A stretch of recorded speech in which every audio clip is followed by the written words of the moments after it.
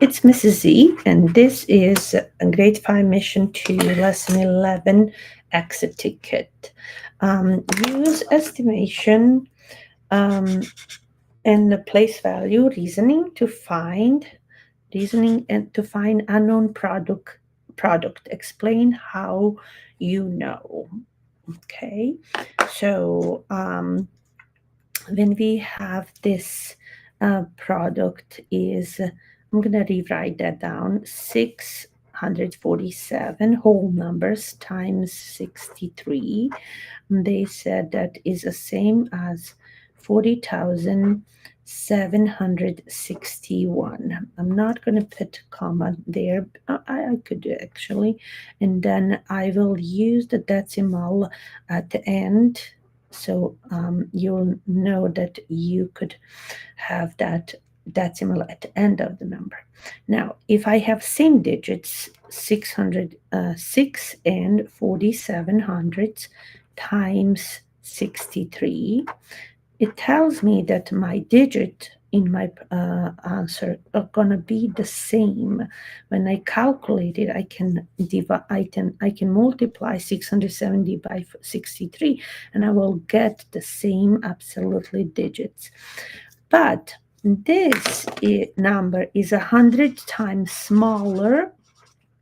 This number does not have after the decimal any in the whole digits. So 4700s, this number is 100 times smaller than this. So the answer is going to be 100 times smaller. So instead of saying 0 hundreds, I will have here the answer has to be in hundreds, because the product of this will be 100 times smaller.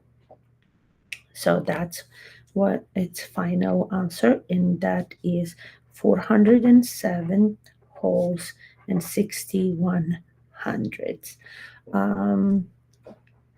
It could be explaining this to get this like 647, you divide by 10 and you get 100 and you get 6 and 47 hundredths. Because that is 600, it's you have 6 wholes and you have 47 hundredths there. So what that means is also the answer 4,761 should be divided by 100, and then the answer would be 407.61 hundredths, if that makes sense to you. All right. Next is solve using standard algorithm. Okay, so it's okay if I put decimal. I don't need it to think, as long as I know. Like some kids are confused by if they see in a test this format like this, and then you needed to pick the answer. So that means that for you, even if I have here decimal, it will be the 3, it will be thousands in my answer, but I explain to you later on. Let's do that. Standard algorithm, 4 times 3 is 12, 2, I remember 1, 4 times 1 is 4, plus 1 is 5, 4 times 6 is 24, and I'm done with 4 times 613. Now I'm adding 0, and 1 times 3 is 3, 1 times 1 is 1, 1 times 6 is 6. I have done also the tens, so now I can add, and all right. Okay, so that's 2, 8, 5.8. So now you look in your product that in your factors there are hundreds here. So in your answer they should appear these hundreds because the first number has hundreds, the other one does not have any decimal places. So the hundreds is here. So you need to say 85 wholes and 82 hundreds. Okay, so if I have any chance that like this, I want to explain to you because this is very hard for kids to understand. Look, if I have a same number like 6 and 13 hundredths times 1 and 4 tenths. Now the second factor has also decimal. Let me see. That all digits gonna be the same. 2, 5, 4, 2, 0, 3, 1, 6. Okay, and then when I add them up, it's gonna be the same. 2, 8, 5, and 8. But now that here the answer was in hundreds, and let's see this. You have here hundreds, and you have here tenths. So 100 times 10 is 1,000. It's same things. Hundreds times tenths, they give you thousands. So you need to consider these hundreds and these tenths to put together, or hundreds times tenths is thousands. So in my answer, I need to say thousands. So it's 8 wholes and 582 thousandths. If there is hundreds and there are tenths to multiply together. This one did not have decimal, so I did not need to. Only the hundreds were involved.